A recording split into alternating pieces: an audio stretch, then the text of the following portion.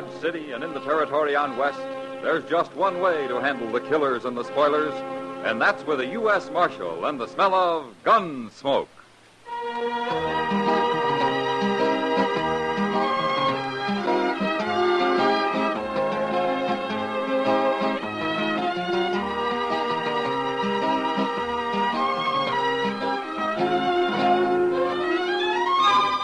Gunsmoke, starring William Conrad. The story of the violence that moved west with young America. The story of a man who moved with it. Matt Dillon, United States Marshal.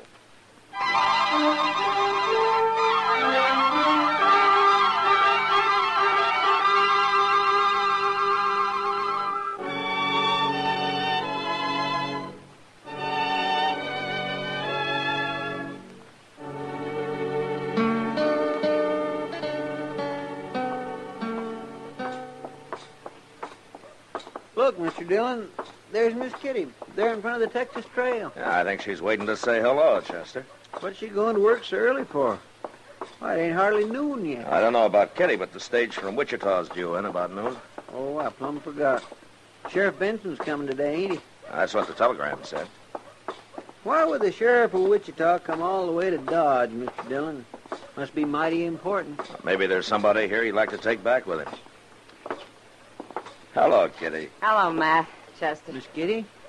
So this is what Dodge looks like at noon. It's a little too real for me. We were wondering what brought you out so early. Sam sent word he wanted to see me. Come on in and say hello. Okay, we got a few minutes. Oh, Hello, Sam. Sam? Marshal. Oh, Sam. Hello, Chester. You having a drink, gentlemen? No, thanks, Sam. Sam, it isn't noon yet. What am I doing here? Yeah, thanks for coming, Kitty. It's a new girl I just hired. I thought it'd be sort of nice if you'd take her over and sort of show her the ropes. Glad to, Sam. She's come in from St. Louis on the Santa Fe this morning. Needed a job real bad. Well, I hope she's not one of those innocent lambs who's been a lady all her life. I'll go get her. Sam takes pity on every lost soul that hits this town. No woman could stay lost around Dodge for long. That's true, Chester. That's why most of these women ought to stay home. Say, she's pretty. Cara. What? That's her name, Cara. You know her. Yeah, I know her. Well, here she is, everybody. Cara, this is Kitty, and Marshal Dillon, and Chester Proudfoot. Hello, Cara. Aren't you going to say hello, Matt? It's been a long time, Cara. Matt and I knew each other out in Arizona, for a while anyway, till Matt sort of changed his mind. What are you doing in Dodge, Cara? I thought you'd be surprised. I heard you were marshal here. Somebody told me on the train. Uh-huh. You been living in St. Louis? I've been living everywhere, Matt. I left Arizona about a year after you did. I even tried San Francisco. I made out pretty good there, too. Yeah. You planning on staying in Dodge? Why not? I heard there's a lot of easy money here. Sure. Any objections to my staying, Matt? Well, of course not. Kitty, it's real sweet of you to show me around. Let's sit over there and have a talk first, shall we? Sure. Maybe you can teach me a few things. See you later, gentlemen. Well, I'll say one thing, Mr. Dillon. She's a right pretty girl, anyway. Yeah. She's changed since I knew her. She's changed a lot. Come on, Chester. The stage is about due.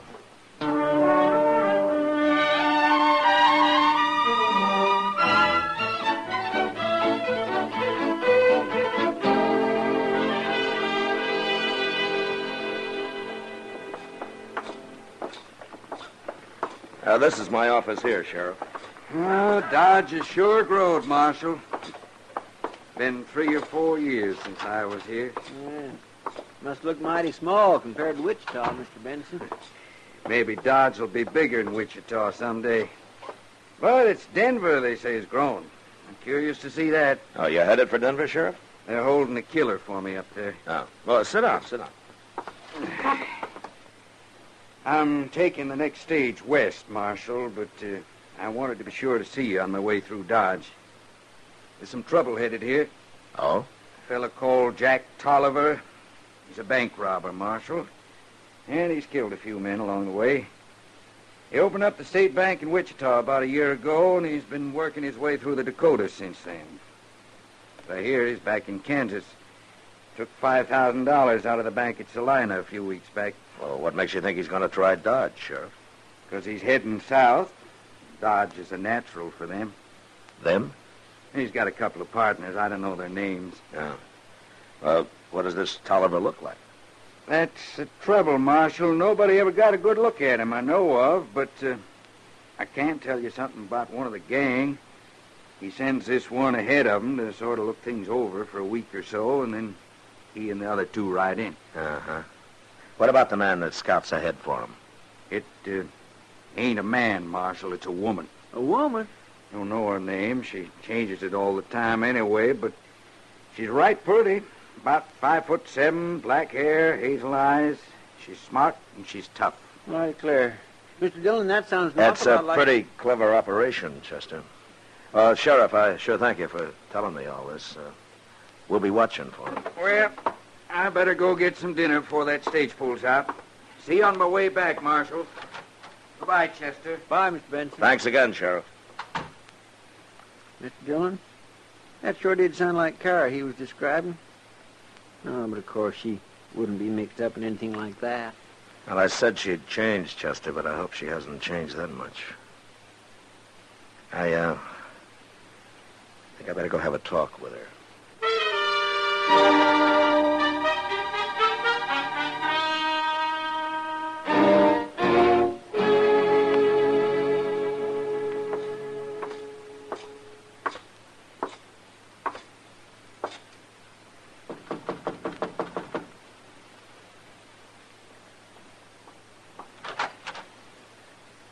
Why, Matt, how'd you know where I was? Kitty told me. I'd like to talk to you, Cara. Sure. Come in. Thank you. Is it embarrassing for you, Matt? My being in Dodge? Why should it be, Cara? Well, we were pretty good friends once. Well, we can still be friends. You mean that, Matt? You really mean it? You know what I mean, Cara. Why'd you come here? What do you want? Oh, just to talk a little. About what? About you. Where you been. Did you ever get married? Things like that. No, I never got married. And I told you I've been everywhere. What else? What have you been doing lately? Why'd you leave St. Louis? I haven't been in St. Louis. You said you just came from there. You didn't let me finish. I haven't been in St. Louis very long, and I had no reason to stay there. Matt, what's this all about? If you don't want me in Dodge, say so. I'll leave. Oh, you're welcome in Dodge, Cara. I don't know whether to believe you or not. Oh, maybe I'm being too curious. I'll shut up. Oh, it isn't that. I guess it's just that there's a lot of things I don't want to talk about. You understand, Matt. Sure. But I won't be bothering you anyway. I have to go out of town for a few days tomorrow. Oh? Where you going? Salina, they're holding a prisoner for me there. Salina? Yeah. Mm-hmm. And you're going tomorrow? Yeah. I'll be back in a couple of days. Matt, couldn't you put it off for a while? Say, another week? Why, Cara? I don't know. I'd like you around. I feel like such a stranger here. I'll be more at home in another week. Please, Matt? Sure, Cara. Doesn't make much difference. You let me know if there's anything I can do for you. Huh? Thanks, Matt. I will.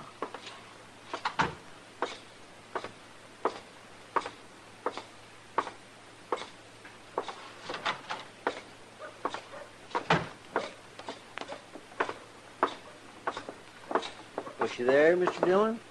Yeah. Did you find out anything? Only if she is mixed up with this man Tolliver, she can't get in touch with him for a week. But we won't worry about it till then. It'd be kind of too bad. I mean, you being a friend of hers and all. The sheriff said Tolliver's killed a number of men, Chester. I won't mind stopping him. If I can.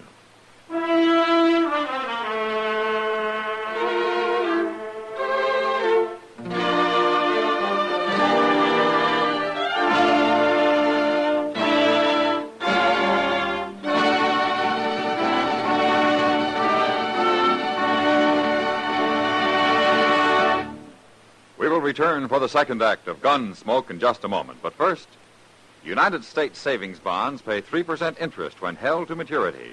They're safe, they're sure. No gamble with Uncle Sam's savings bonds. The bond-a-month plan at your bank or your payroll savings plan makes saving automatic. Now the second act of Gunsmoke.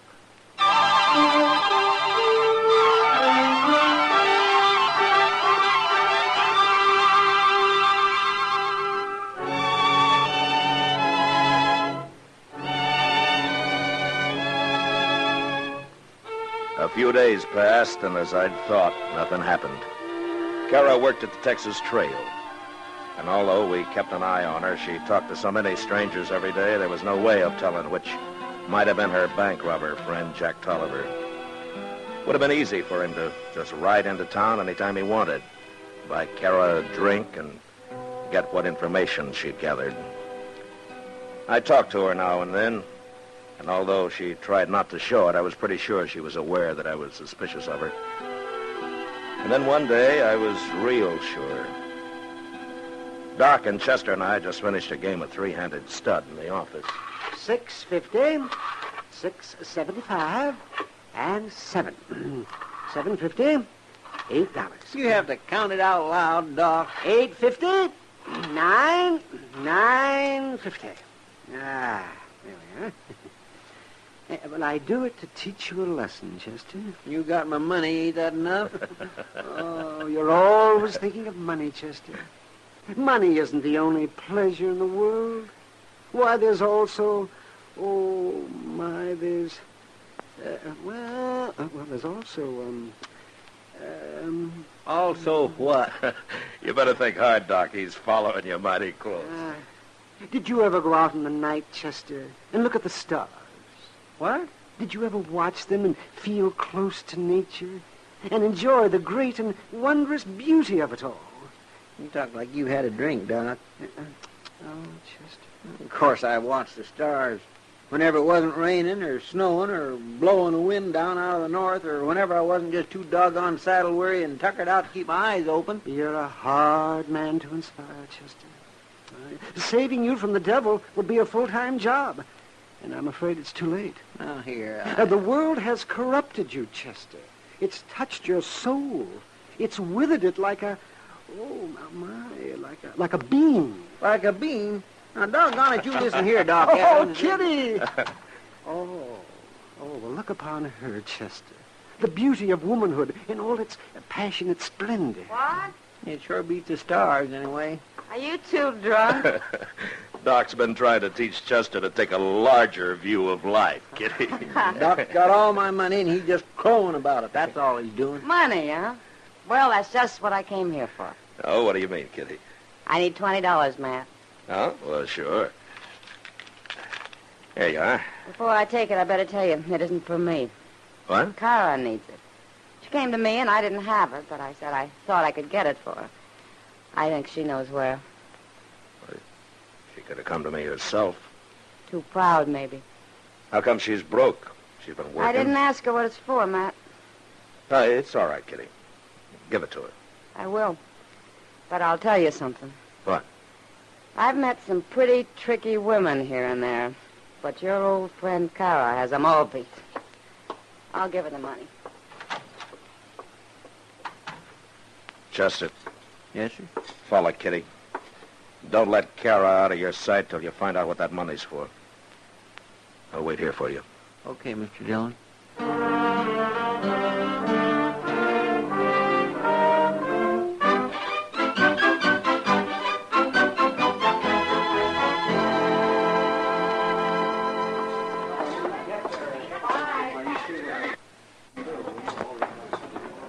If the depot's already crowded, Chester, it must be close to train time. Yes, sir.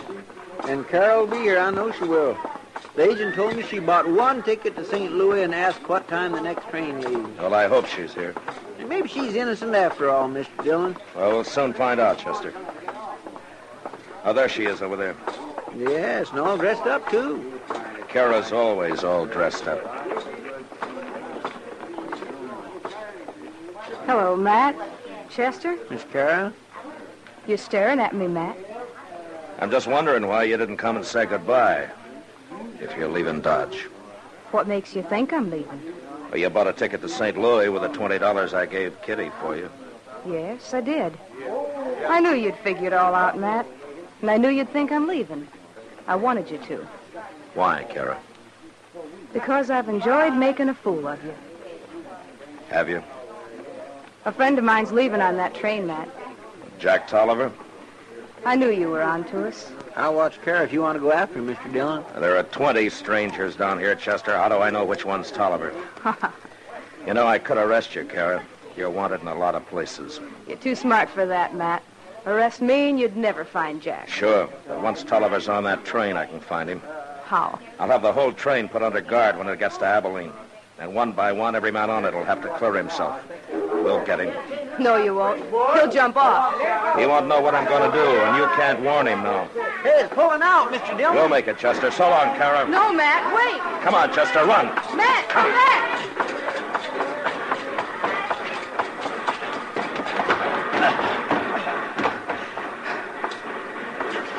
Well, we made it. You sure fooled her, Mr. Dillon. Cara doesn't think I fooled her, Chester. What do you mean? She thinks she fooled me.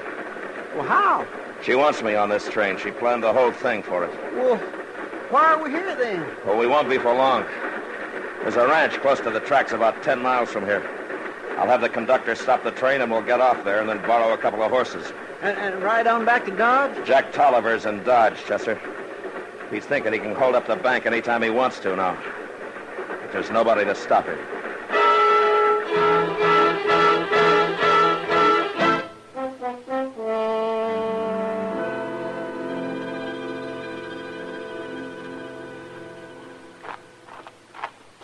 I tied the horse way over yonder, Mr. Dillon. Plumb out of sight. Oh, good. It's almost dark anyway. They'd never see him. Yeah. Well, things look quiet enough. Come on, let's get inside the bank. We'll wait for him there. How are we going to get in, Mr. Dillon? Ain't it locked? Yeah, there isn't more than a couple of $100 in there, Chester. Mr. Bodkin's been keeping the bank's real money in a safe at his home ever since I heard about Jack Tolliver. He gave me a key to the rear door here. Well, if there's nothing for him to steal, what do we care? Well, I'll let you figure that out for yourself, Chester. Hmm? Where'll I get at, Mr. Dillon? Over there by the window there. Where you can see him. Well, what if they try to come in the front? No, they won't. It's too exposed. I'll wait over here. When they come, we'll leave them alone until they get clear inside, you understand? Yes, sir. I won't shoot till you do. All right, good. Now, don't stand right in front of the window, Chester. They'll see you. Yeah, but I can't see good if I'm at one side. You don't have to be at one side. Just stand a few feet back from it. Yes, sir. Yeah, that's better. My. I sure do wish there was a moon tonight. Yeah, it'll be a help, all right. Uh-oh. What? There's some horses. They're heading this way. How many? 4, I think. Yep, 4. Yeah, that's them. Here they come. They're getting down. 3 of them are. They're handing their reins to the other one. I hope now he's getting down, too. She, Chester. That's probably Cara. By God, I think it is. All right, quiet now. Yes, sir.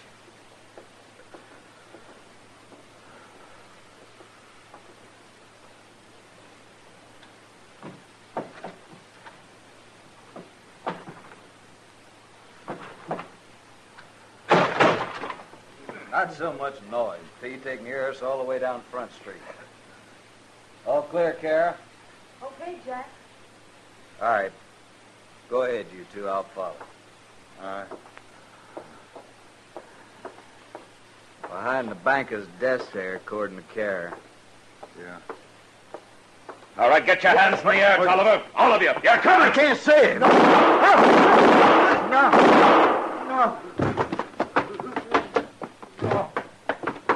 I got two of them, Chester. Tolliver run outside, but I hit him. He's wounded. Look, Cara's having to help him. Hold it, Tolliver. Cara, get away from him. No, you don't, Cara. You stay right here. Don't hide behind me, Jack. He'll kill me. He won't kill you. But if you move, I will. No, let me go. Get around behind him, Chester. Yes, sir. You're trapped, Tolliver. Now let Cara go. You just stay right where you are, both of you.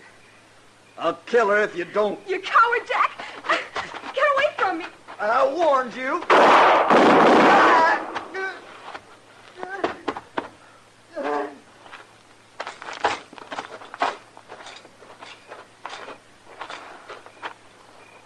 There you got him, Mr. Dillon. He's dead. I didn't get him soon enough. Let's see how Cara is.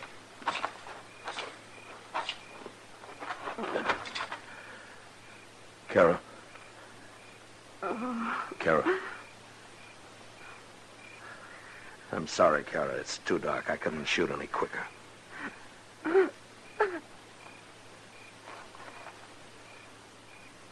Cara.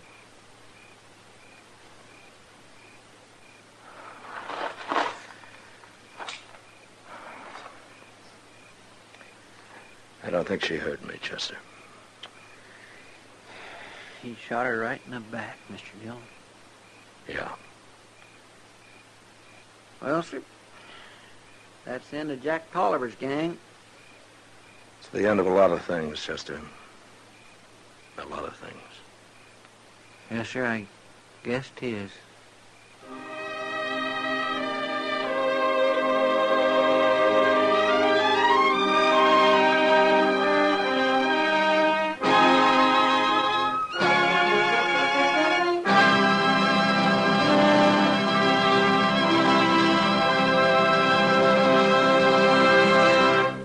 Gunsmoke, under the direction of Norman MacDonald, stars William Conrad as Matt Dillon, U.S. Marshal. Tonight's story was specially written for Gunsmoke by John Meston, with music composed and conducted by Rex Corey.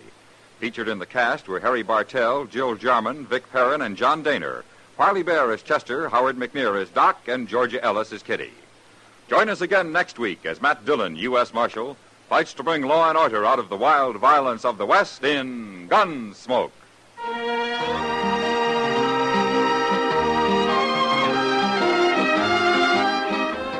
Guns blaze away in Peaceful Valley. Tomorrow night on CBS Radio, Gene Autry rides right into the middle of a border feud and tries his hand at settling things. Don't miss the Gene Autry Show, tomorrow on most of these same stations. The Star's Address presents America's favorite singing cowboy and his Melody Ranch pals every Sunday. George Walsh speaking.